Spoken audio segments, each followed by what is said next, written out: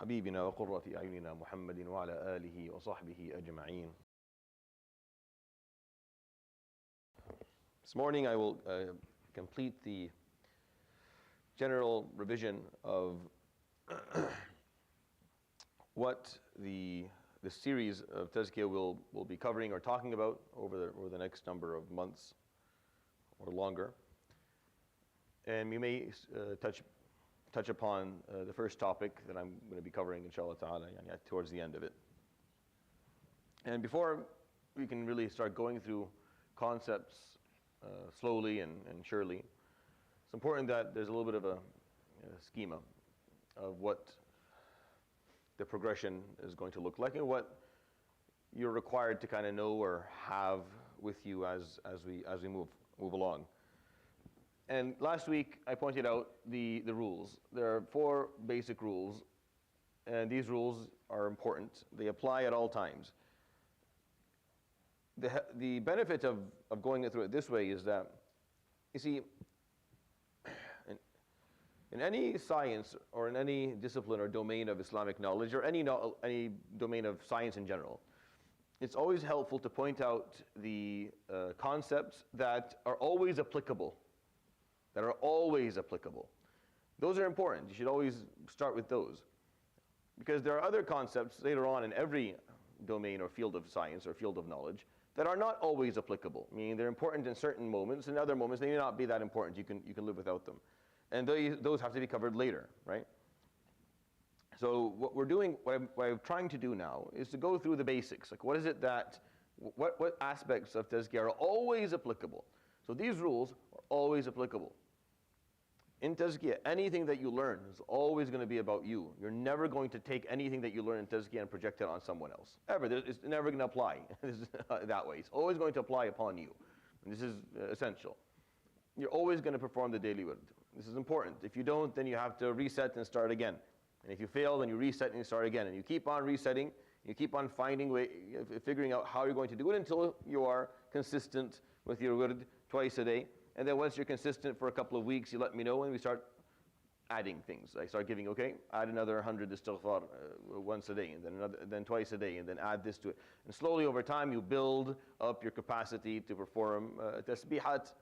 And then the time, the fillers within your day become mostly dhikr of Allah subhanahu wa ta'ala. And this is an extremely important part of your behavior as someone who's walking a path of tazkiyah. You're always going to contemplate. There's a rule. Everything needs contemplation. Nothing that I share with you here is going to be fully understood, fully comprehended, and practiced after listening to it once or even twice. You have to think about it yourself. You have to journal your thoughts on the topic, and you have to take some time and really think deeply about what they mean. You're always going to be required to perform exercises. You're going to have to try and do things. Now, for example, the wird itself is an exercise. It is a very, very powerful exercise. There's a lot of aspects, a lot of things you learn about yourself from just performing the wird on a daily basis that I will point out for you as we go along. But for now, just do it. Then I'll say there's a lot of things that you learn from performing this wird. It's an exercise. The only way you can learn things about yourself is if you're put in situations that expose weaknesses or expose strengths. It's not all negative. There's a lot of positives as well. Tazkiyah, at the beginning, we point out we're critical, and we point out the negatives, just so that you don't miss them. But there's a lot of positives about the human experience and about yourself that, inshallah, you'll also appreciate and find quite uplifting. But you have to engage in exercise, because if you don't, then life will be the teacher, and life is a cruel teacher.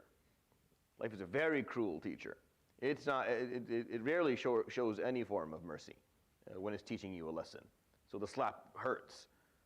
However, if you put yourself in an isolated, controlled environment, you try something, you experience a feeling, an emotion, a thought process, well, at that point, you can learn something about yourself, and you didn't really lose much. You just tried something out that your nafs didn't want to, didn't like, didn't enjoy. You heard its moaning and groaning. You heard your nafs not liking it, and that sound becomes familiar to you. So you start learning a little bit more how to tease out that which you don't want to do, meaning you actually don't want to do, versus what your nafs doesn't want to do due to selfish purposes or different diseases of the heart. So these are the 4 rules. They always apply. The principles always apply as well. Everything that all change is going to be gradual. You have to learn to bring in habits. It's all about habit building. One-timers don't help. Habits are extremely important. Self-honesty is what we're going to be starting with, inshallah ta'ala. Self-honesty is an absolute must. It's a principle here. If you don't have it, these apply all the time. You always have to be self. There's no point within Tazkiyah where I will say, you know what, put that aside, lie to yourself about this. No, never lie to yourself. Ever. Like nothing, I'll never at any point tell you to tell yourself a lie about anything. Actually, it's the absolute opposite. And this is important because you will be in situations in life where you'll feel compelled to elude yourself or to tell yourself something that's not absolutely true, just to make things easy, to cushion the fall a little bit and to make your life a little bit less difficult. And in Tazkiyah, that's not what you're asked to do. No, you tell yourself the truth, always. And then when you substitute, when you remove things, when you stop a bad habit, you have to substitute it. There has to be an alternative. Without an alternative, it doesn't work. Meaning, if you perform the best tawbah in the history of tawbahs, but there's no alternative for the mistake or for the problem that you have, then you're just going to fall right back into it again. I have 2 more things I want to share with you that are always applicable. The daily focuses. These are daily, as hence the name. These are focuses that you should have every day. Things, 4 topics or 4 concepts that you should think about daily, every single day. Not everything in Tazkiyah needs to be thought about every day. Not every single aspect of Tazkiyah needs to be thought about every single day. But these have to be touched upon every day. You have to make a point of doing that. Every day you have to think about these 4. Number 1, you have to think about the concept of ihsan. What do I mean by that? Meaning you have to remind yourself daily, at least once, that what you're doing in your life has at least 2 layers. The physical apparent layer that people see, that is physical, that is mechanical, where you're doing the actual action, you're performing the activity, you're performing the ritual, or whatever it is you're doing. And then there is a spiritual aspect to it as well. Everything that you do.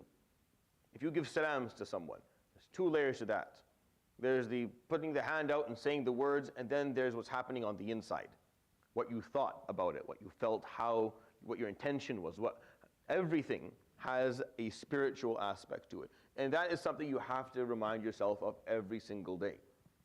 Because we get caught up in this physical world, and we start judging ourselves based on how well we are performing physically, when Allah subhanahu wa ta'ala is absolutely judging you based on how you're doing spiritually.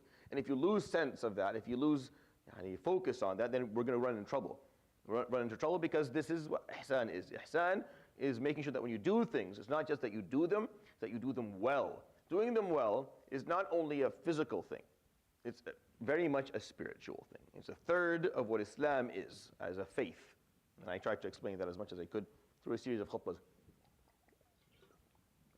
It's not just the actions and the beliefs, it's also the spiritual piece, the ihsan piece, the psychological, if you want to speak more scientifically. Number 2, your ubudiyya. التحقق من معنى العبودية. I remember this phrase because this was the first phrase I heard when I attended. The first word I heard the Shaykh talk to us about was this phrase.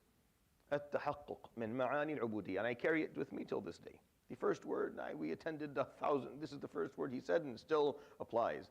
التحقق من معنى العبودية, meaning you are constantly reminding yourself, searching and questioning whether you have established yourself as a proper servant for Allah subhanahu wa ta'ala or not.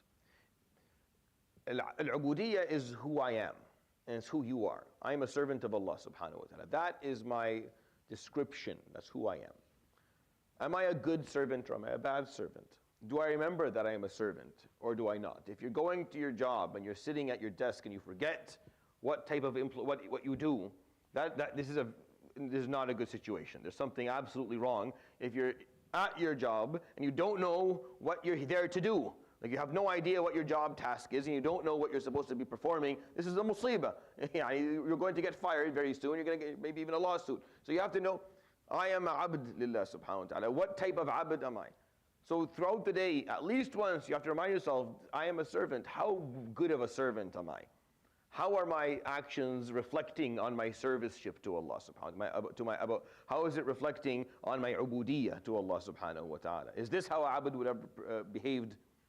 The choices I made today, are these the choices of a abd of Allah subhanahu wa ta'ala, or are these the choices of someone else?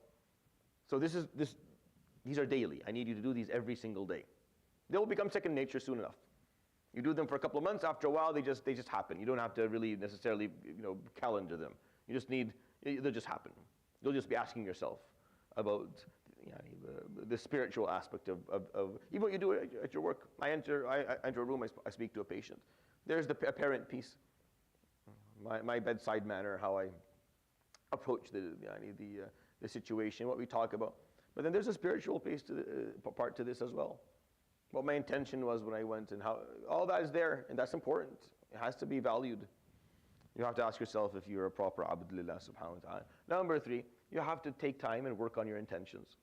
So just remind yourself of a niyyah, tasheeh al-niyyah. Your niyyah will never be perfect. Inshallah, one day it will be. Inshallah, one day it will be. It's very hard to perfect it. It's about purifying it. It's about identifying that the niyyah, the intention, innamal a'malu bin-niyyat, everything, all deeds, are going to be judged based on their intentions first. There's other criteria for judgment, for sure. It's not just the intention. But it's going to start with the intention. If that piece sucks, then it doesn't really matter what else happens.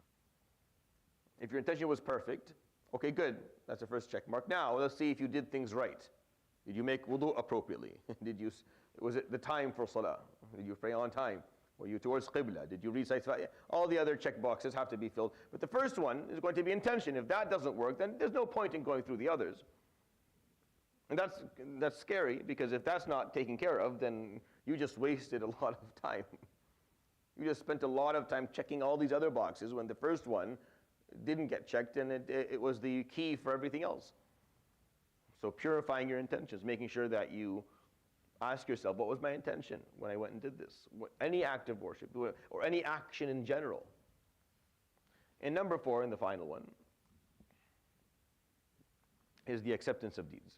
Qabul al-a'mal. Is thinking about or contemplating the fact that deeds are only worth anything if they're accepted. If they're not accepted, then what value do they carry? And you prayed Fajr. May Allah subhanahu wa ta'ala accept from me and you. If it's not accepted, then what value did this action carry? What did you do? You just woke up in the middle of the night, drove over to a place, and what was the point of it? If it gets rejected, waliyadu billah, Allah subhanahu wa ta'ala salama. So these 4 things are daily. You have to think about them every day. At least once you have to think about the concept of ihsan, of doing things with excellence, of making sure that you care about the spiritual part, about the batin part of things. You have to ask yourself if you are being a good abd lillah subhanahu wa ta'ala versus not, whether your actions reflect ubudiyyah or if they reflect something different. You have to look at your intentions at least once. Ask yourself if your intentions are good. And you have to contemplate whether your deeds are going to be accepted or not. Honestly, the last one is enough for most of the concepts of tazkiyah to just self-generate for you. Like most of the things I'll teach you, or I'll talk about here, or I'll share with you, will self-generate if you just contemplate whether your deed was accepted or not. Because if you get scared enough, then you're going to start looking far and wide. Because you start thinking, well, what about my time? Like if I'm doing all these deeds and there's a possibility that they all get rejected, like, why did I do any of them? And what is the criteria for things to be rejected? Is the criteria just the physical piece, or is there a spiritual piece for rejection as well? So these are the 4 focuses. They need to be thought about daily. So put them down on your in a note somewhere.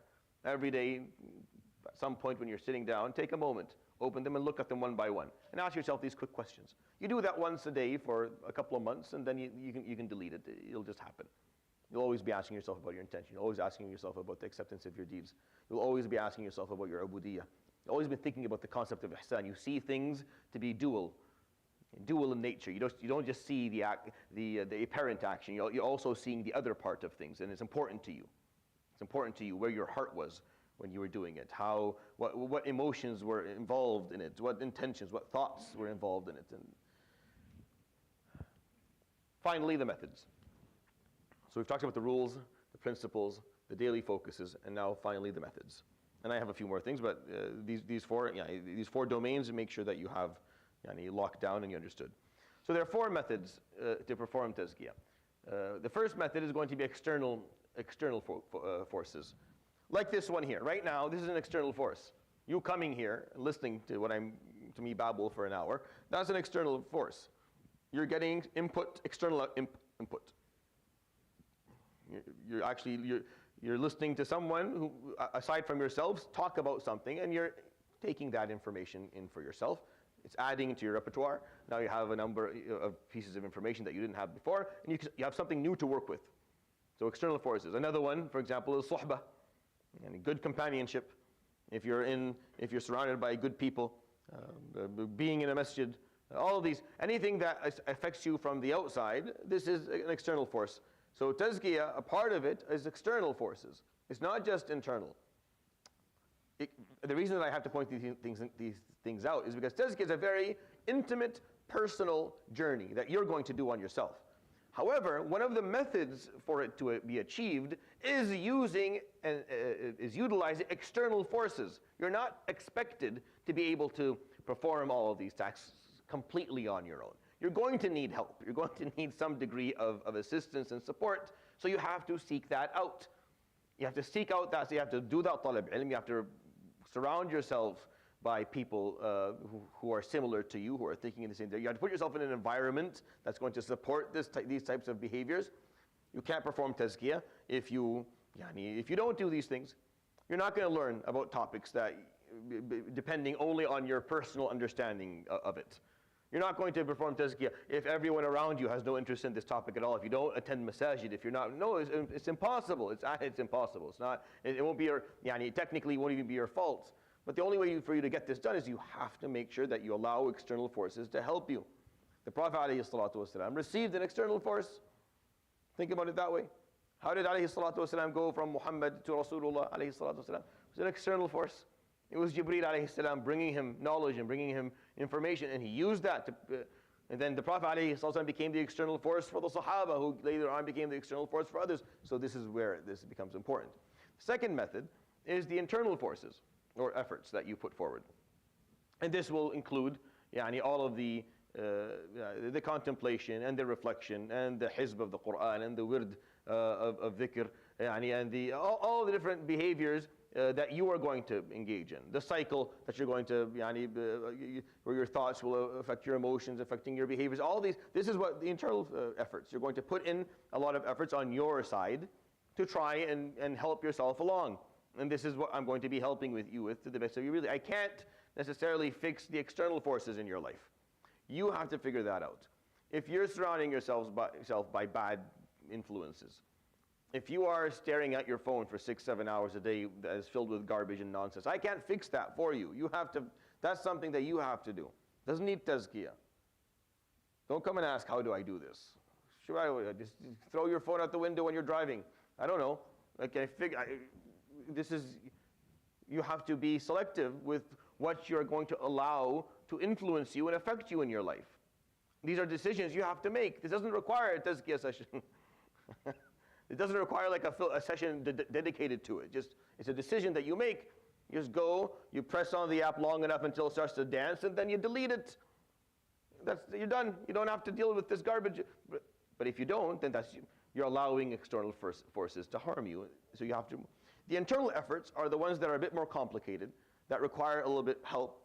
It's a skill to help you kind of pick up that skill, hone it, nurture your ability to perform it. And then after a while, it becomes second nature to you. It becomes easy, so you can perform it.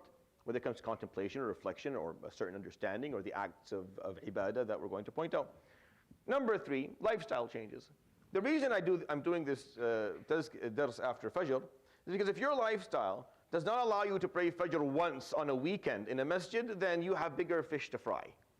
You have a problem that is beyond. If you can't make the Fajr once a week on a weekend when you don't have work, then we have a big problem. You have if your lifestyle is that bad, if your lifestyle is so poor that it's impossible, it's unfathomable that you make it to Fajr at a masjid on a weekend, then you really need to make some lifestyle changes. Lifestyle changes are extremely important. A healthy lifestyle in terms of how much you eat food on a daily basis, how much sleep you get every day, how much exercise, what your daily routine looks like. This is very important. These are changes like you could put them in. They're taken as their own domain. You could say this is all internal, this is external, maybe a mix of both. No, it's a lifestyle.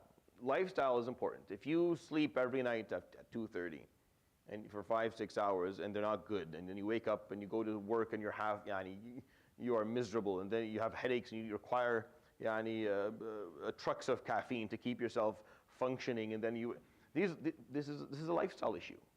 This is a lifestyle issue. This can be fixed. You'll be surprised how much of Tazkiyah is just falling under this simple piece. And I'm finding this more and more, I guess, here than I.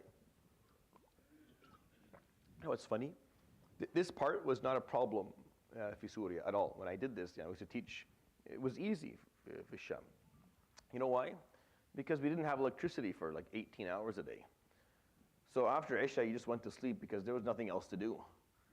There was no electricity anyways, and for you to get one of those small muwallidat and turn it on, and you needed benzene, and benzene cost a lot of money, like gas cost money, and it made a lot of noise. So you just didn't do it.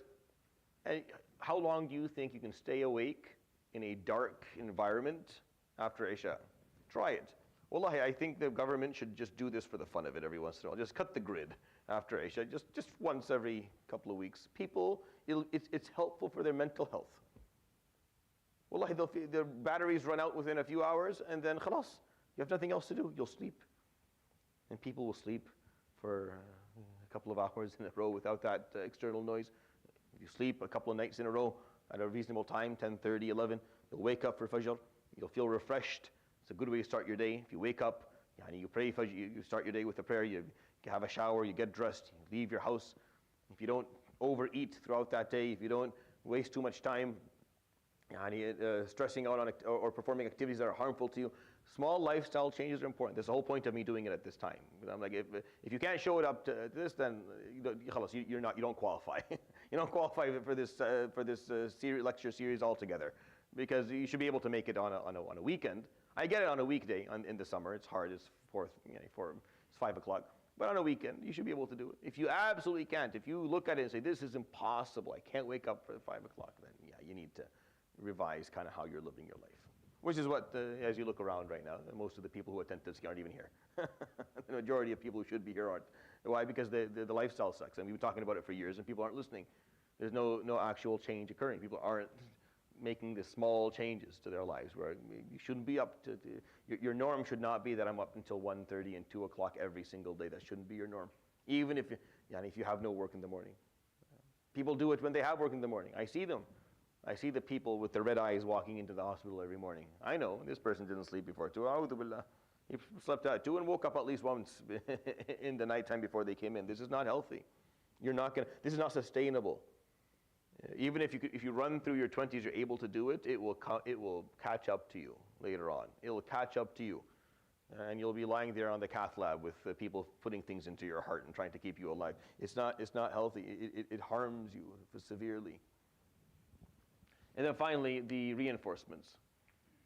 Using the tools of worship and rituals I'm going to share with you. So the external forces, you put yourself in the right environment, making sure that you're seeking knowledge, you have good friends. There's internal forces where you are going to contemplate and reflect and work on yourself. Lifestyle changes, make some changes to the way you live your life. Basic, simple stuff. You go into a psychiatrist. This is the last thing. You go if any of you goes to a counselor. I worked in psychiatry for like a fair share of my internship years. And this is something they're taught like in the first couple of years, and this is what they all do. You walk in, before they talk about medication, they sit down with a piece of paper and start drawing out what you're asking you, what is your, give me your daily routine. All right, what time do you go to sleep? What time do you wake up? What do you do when you wake up? When do you leave the house? And they take it, and almost every person who's coming in with mental illness have a horrible, horrible lifestyle, like absolutely horrible. When they actually admit to how bad their lifestyle is, it's very sad. And then before medications are even talked about, the first thing you need to do, you need to sleep at this hour the latest, wake up at this hour the latest, have a shower, have breakfast, get dressed, get out of the house. Go do something, go walk. Just go walk for a kilometer. Just get out, move. Just the basics, right? This is extremely healthy for you. You need to do this. And then, okay, take this and try this and all these other stuff. But a bad lifestyle is absolutely detrimental. And then reinforcements, meaning you using the tools that I'm going to share with you, to reinforce the same ideas. Like topics only sink in when we reinforce them time and time again over a long period of time, and they become a part of who you are. The changes that I'm telling you, like it's gradual, right? Everything is gradual. So you listen to this, like I want to make that change. It's not going to happen tomorrow. You're not going to become a perfect lifestyle tomorrow morning. No. But you'll start tomorrow, and if you stick to it long enough and you reinforce these ideas over a couple of months, it'll work out. You'll start to have a better lifestyle. It'll be easier to. So, what are the pillars of Tazkiyah? These are 5 pillars that, again, this makes life easier. These are always applicable.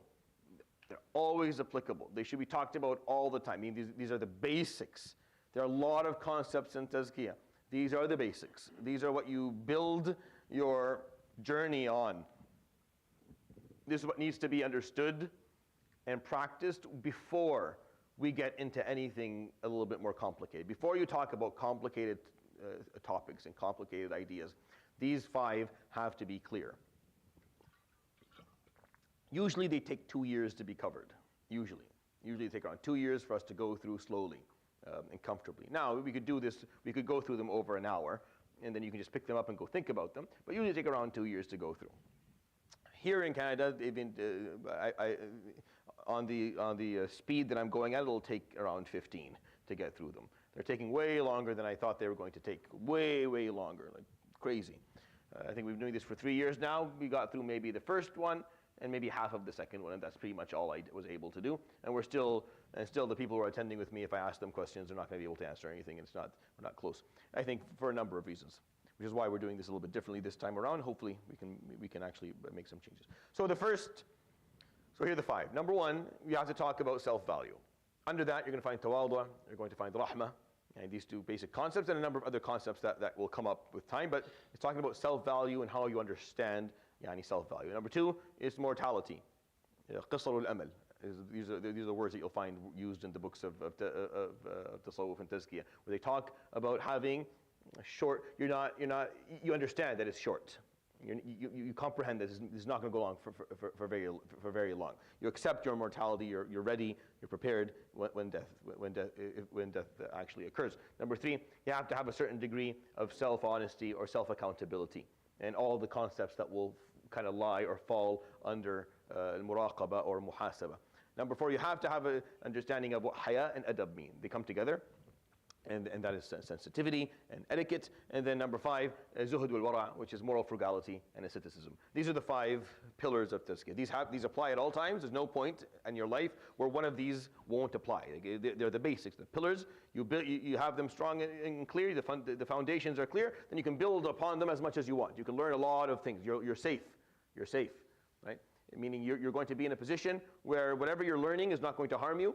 You have the tools to always fix your course, always get your direction corrected. You can correct course at any point if things go wrong, because you have the basic pillars. If you don't have these 5, then you run the risk at all times. You run the risk of learning something that will later on harm you. The Prophet ﷺ talks to us about people Yawm al-Qiyamah being thrown into Jahannam, and this is a qari, and this is a hafiz, and this is a alim. Why is this happening?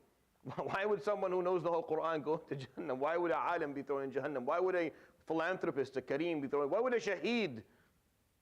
We read these ahadith and then we just ignore them because these are not fun to listen to. These ahadith are not, we don't want. But this is what he said, alayhi salatu wasalam. Well, why would he say something like this? Well, there's a problem. There's a problem. Where if you don't have the basics of this knowledge, if these pillars aren't clear, then you could easily get caught up into an action that will not be, you won't be rewarded for. If anything, you'll be punished for, because these weren't there. Something caused arrogance, or it caused riya, or it caused ostentation, it caused something, and then you ended up with no ajr at all at the end of it. So what we're going to be covering, and this is just how, these 5 can be covered in any sequence really. They don't have to be, they're really not sequential. I usually start with self-value, because I think it's the most important. That's my personal take on it. Now, the fact that I've been doing this for a couple of years with many of the people who attend here, so we've talked about self-value a lot, and we've talked about mortality a lot. Just in the interest of not boring people, I'm going to start with number 3, and then once we go through a couple, we'll come back to self-value and come back to mortality. So we'll cover all 5 within this lecture series, but just in the interest of not boring the attendees, I'm going to start with number 3, if that's all right, which is self-honesty or self-accountability. The concept of muraqabah and muhasabah. The last things that there are basic tools of tazkiyah. There are tools that we're going to cover them slowly throughout the lecture, just sporadically as I talk about things, as I give you exercises. We'll cover all these tools. We'll talk about the cycle of thoughts and actions and emotions. We'll talk about contemplation in some degree of depth. We'll talk about different exercises, about the rituals and how to understand them. We'll talk about salah. We'll go through it step by step, movement by movement. I'll give you little things that you can do before salah to help improve it. We'll talk about taqwa and jihad and tawakkul and tawbah. All these are tools. In Islam, these are the tools that you're going to use to purify yourself, to perform tazkiyah, to course correct, to help you stay on the path. That's what they are, really. In nature, that's kind of what they're utilized for. And I'll cover them slowly as we kind of go through the different concepts.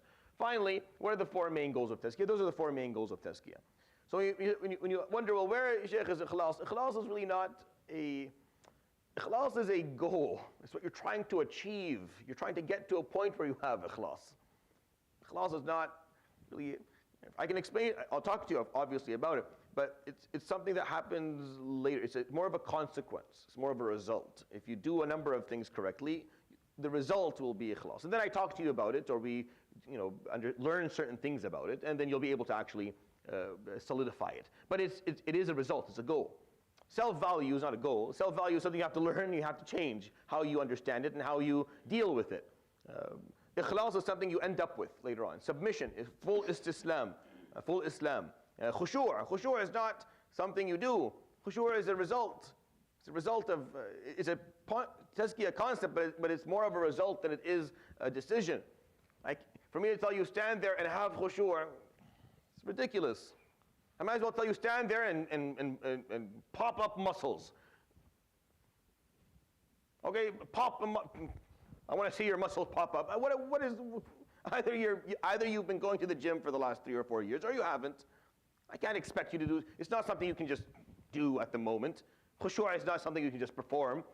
It's a result. It comes from the accumulation of ongoing efforts of you learning things within a path of tazkiyah. You've been walking for a while to arrive at a certain degree of it, and then you learn what it is and you learn more about it. You can improve it, you can perfect it, you can figure out why, but it's not something you just do. Same thing with the consistency of ethics. This is not going to just happen. This requires us to go through the values, to talk about tawadu, to talk about haya, to talk about rahmah, to talk about honesty. You have to talk about these values so they become consistent. It takes a while for them to become consistent. You're not born that way. Ethics to us are just, only when they're favorable. We like them only when they're favorable, only when they help us. When they don't help us, it becomes less, we're not too intrigued to do them. So that consistency of ethics is a result. And then purified tawheed, actual tawheed. That's the goal, is for you to have the purest form of La ilaha illallah in your heart. The purest form of it, where there's no aspect of any degree of shirk at all. Nothing, not the apparent aspect of shirk and not the spiritual aspect of shirk. All shirk is gone. And you have an absolute pure comprehension of La ilaha illallah that reflects in your behaviors, meaning not only do you fully comprehend La ilaha illallah, but your lifestyle also reflects a pure form of La ilaha illallah. It's both. You have to have both. You have to have the understanding of it and the reflection. These are the goals. For me to tell you, okay, live La ilaha illallah, I can say that to you, but what am I saying to you?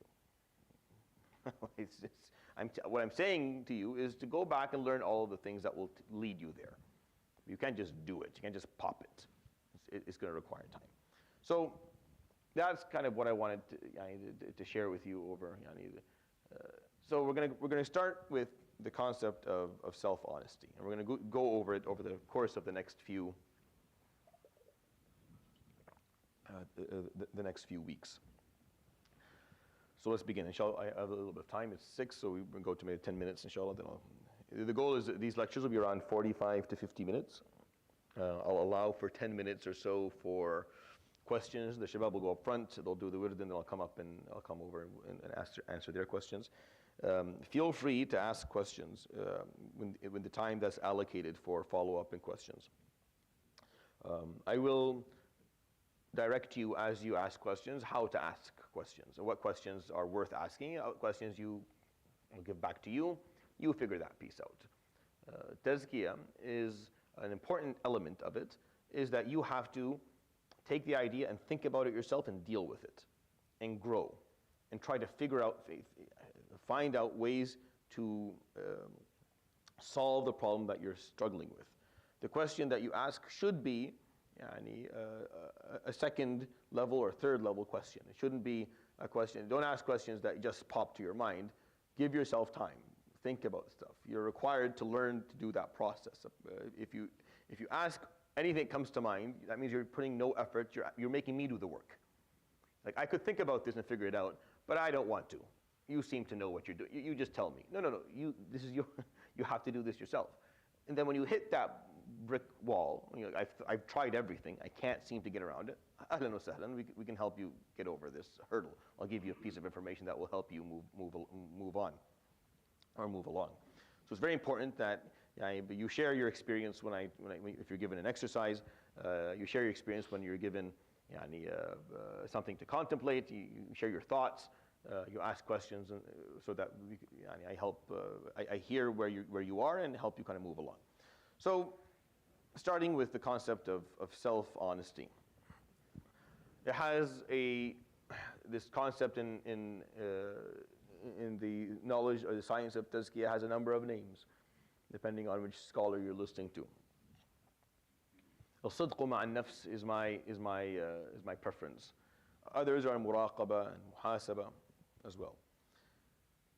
Self-honesty as a concept exists in 3 separate domains. The first one, which is the simplest of them all, is the honesty, الصدق مع الآخرين, مع الناس, is you being honest with people. You telling people the truth when they ask you a question. You telling them as it is without lying to them. Right? And that's the simplest form of honesty. And that is the ethic that people will judge you by within your life. If you're caught in a lie, too many times, then you'll be known as someone who lies, and that's obviously a problem. When the Prophet ﷺ talks about إِنَّ الصِّدْقَ يَهْدِي إِلَى الْبِرِّ وَإِنَّ الْبِرَّ يَهْدِي إِلَى الْجَنَّةِ, and then he talked about الكذب يهدي إلى الفجور وإن الفجور يهدي إلى النار, and in both situations he says ما زال الرجل يصدق أو يكذب حتى يكتب عند الله صديقا أو كذابا. And the person will continue to perform acts of be honest until they are written in Allah subhanahu wa ta'ala as someone who is honest, or the opposite, right? So you'll establish yourself in terms of this ethic with people. So that's one domain. The second one is your honesty or sidqak ma'a Allah subhanahu wa ta'ala, right? In terms of how much you actually want what you say that you want. When you ask him, ihdina as-sirat al-mustaqim, or you ask him for jannat al-na'im, how honest are you about asking him that? When you say la ilaha illallah, you just made a claim. How honest is that claim? How truthful is that claim? When you come here and you listen and you learn and you seek knowledge and you try hard, these are actions that are that are siding on the side that what you're requesting is honest, that you actually want to learn this, you actually want to be closer to Allah, you want to be a better person. It's apparent through your actions, right? So صدقك مع Allah subhanahu wa ta'ala means that you actually want what He has to offer. You actually want what and your actions are reflecting that. And these are two simple ones. So your honesty with people, honesty with Allah subhanahu wa ta'ala. These will happen or they won't. It's up to you. The third piece is what I'm here to talk about. And this is much more complex. This is much more difficult, which is honesty with yourself. Your ability to be honest with yourself. I sit here in front of you with a number of defining characteristics that allow me to exist socially with you, just like you do. You do the same thing. You exist here. This is not who you are physically, and it's not who you are spiritually. Physically, I am covered. I have covered, so this is not exactly who I am. You don't know exactly what I look like physically, right? Because I'm not going to show that to you, and I should not do that either. Spiritually and psychologically, the same thing. I am here with a specific description. Hat on my head, this is Sheikh Fulan, this is his name, this is what he does, this is how old. All these descriptions of, just like you sit there, you're Abu Fulan, Dr. Fulan, Ustad Fulan, you're a business owner, you're whatever you do. You have your description, right? There's a social construct that makes you, that puts you in a place that helps you exist within society. It's important, you need that. Absolutely don't lose that. You're not asked, or it's haram for you to actually ditch it, or for you to decide that you're going to come and tell people about all of your sins and all of, no, sitr awla. It's always better. The issue is, self-honesty means your ability to see yourself for really who you are without those. This mask that I wear socially, the mask that you wear as well, this is for people. This is so that we can exist and coexist appropriately, understanding who we are and where we are. This person is older. They're wiser. Your father is your father. You think about your father is just a guy. Think about it. Your father is just a guy. He's just a random guy walking down the street. But to you, he's not. Right? He represents something to you, just like you represent something to him. These social constructs are very important. They define how life works. But when your father sits with himself, does he see himself as your father? That's how he speaks to himself? I understand what I'm trying to say here. And when you see him, he's your dad, so you're going to speak to him in a certain way. You're going to deal with him in a certain way. But when he sits with himself, is that how he addresses himself? As I am the of Fulan, so I'm going to hold that. No.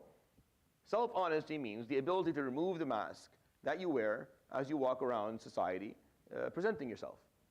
And seeing yourself for who you actually are, what you actually are, where you actually are in your life. This is much more difficult than it sounds. We believe the social constructs that we build for ourselves. We start to believe them after a while. We start to believe that you are of this status, that you are worthy of this degree of respect, that you are knowledgeable, and that you have experience, and that you have status, and that you have this and that. We start believing it after a while. We start to accept this about ourselves, when really that is not the case. That is not how Allah subhanahu wa ta'ala sees you. Allah subhanahu wa ta'ala sees you for who you are. You won't get anywhere in Tazkiyah if you're not able to see yourself for who you are. You'll get nowhere. It'll be an absolute waste of time. Really, if you don't have self-honesty, the things I teach you in Tazkiyah will only strengthen your previous beliefs that you have. You'll just become someone who's even more difficult to convince that maybe the opposite is correct. You'll just reinforce your ill beliefs that you have because you don't have any degree, because you don't have self-honesty. The key for Tazkiyah is to be honest with yourself, to know who you are, to remove that mask, to see yourself, look at the mirror and see the real you. The real one, the one who is lost and scared and confused and uncertain, the one who is weak in nature, who is very sinful, see yourself, you. No one else should see you that way. No one should be able to have access to that. You shouldn't share that with anyone, but you should be able to see yourself that way. And you should be able to question yourself and question your intention and question why you did things. If you don't question why you're doing things and what you're doing, then how are you going to improve? It's impossible to improve. Or else what I end up doing is I tell you things and you use that to reinforce your beliefs. You say, no, I'm good. The Shaykh said this and I always do this. Do you? Ask yourself this question a little bit more. Are you sure that this is what you do? Or is this what you like to believe that you do? Or you would love to believe that this is how you are and this is how you behave. And I see it. People who lack self-awareness, another word or another word for what this is. They lack self-awareness. They're not aware of who they are and what they're doing. They've been lying for so long. Let's see, subhanAllah. They've been telling themselves lies for so long that now they believe they're lies. People Yawm al-Qiyamah are going to come that way. They're going to come in that form. يَوْمَ يَبْعَثُهُمُ اللَّهُ جَمِيعًا فَيَحْلِفُونَ لَهُ كَمَا يَحْلِفُونَ لَكُمْ وَيَحْسَبُونَ أَنَّهُمْ عَلَى شَيْءٍ أَلَا إِنَّهُمْ هُمُ الْكَاذِبُونَ. Indeed, when Allah subhanahu wa ta'ala resurrects them, they stand in front of Allah and they swear, Ya Rabb, we swear to you that we were like this. Just like they would swear to you in dunya. And they believe they're onto something. وَيَحْسَبُونَ أَنَّهُمْ عَلَى شَيْءٍ.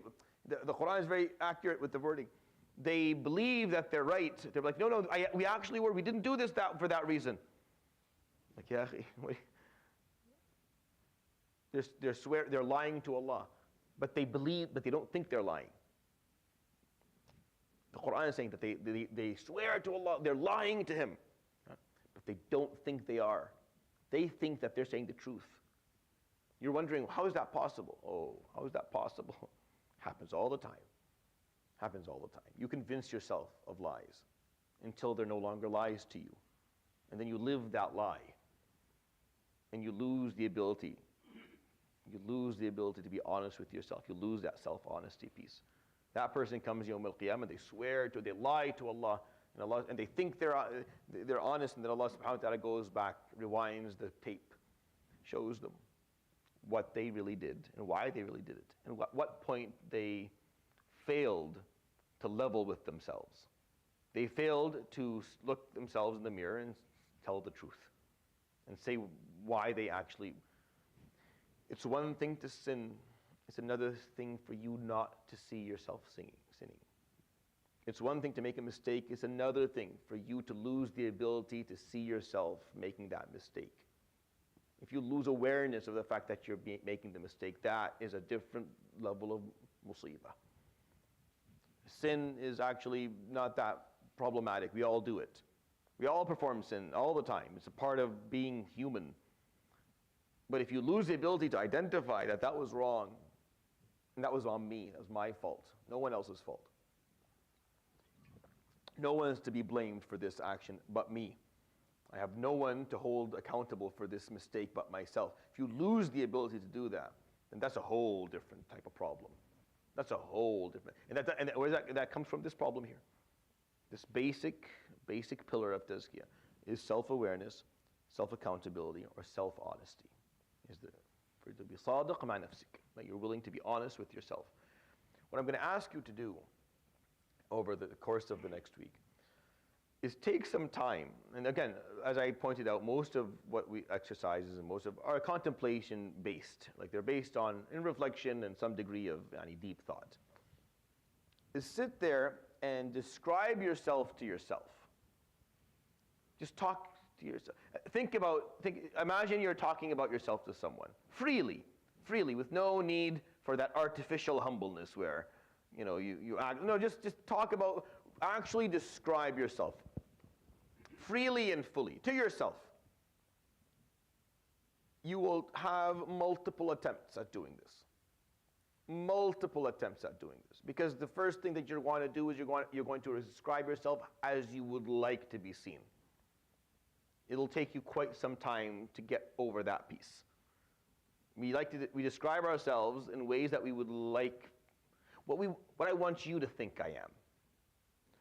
And then it'll be, okay, no one's listening, so I'm going to describe myself what I would like to think I am. But I want you to keep on peeling those layers off until you're able to describe yourself to yourself as you are. I guarantee you this is the most painful thing you'll ever do. It is the single most painful exercise you will ever perform in your life. Everything else is easier, in my opinion. This is why I never start with self-honesty. And I push it down as much as possible because it's the ugliest of all the exercises. And you won't get it right the first time, and probably next week you won't have it right, or the week after. It'll take some time. But I want you to start doing that. I want your contemplation pieces, your 10, 15 minutes a day, to be only on this.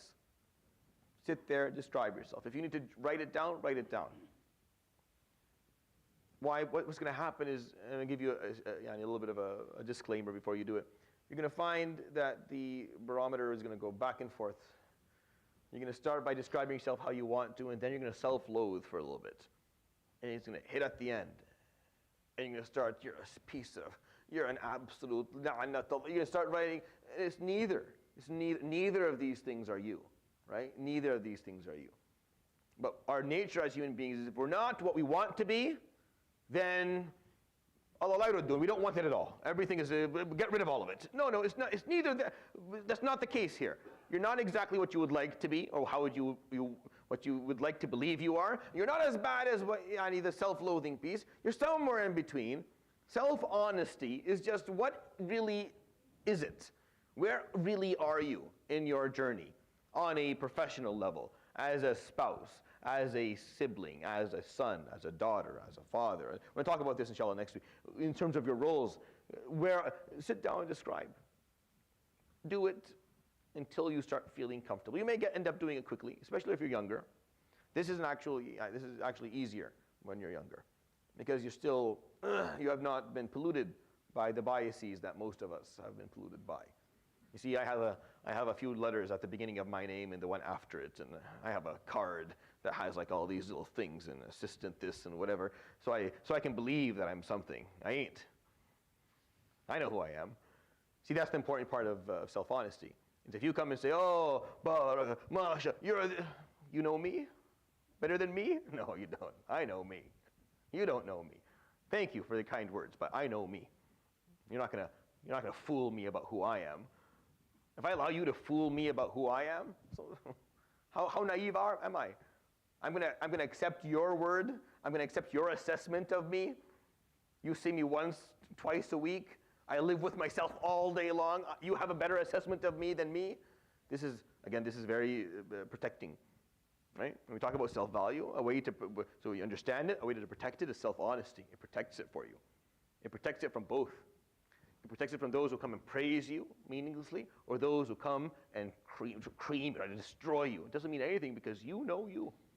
You've already established who you are. You know it. You look at yourself in the mirror every day, deeply.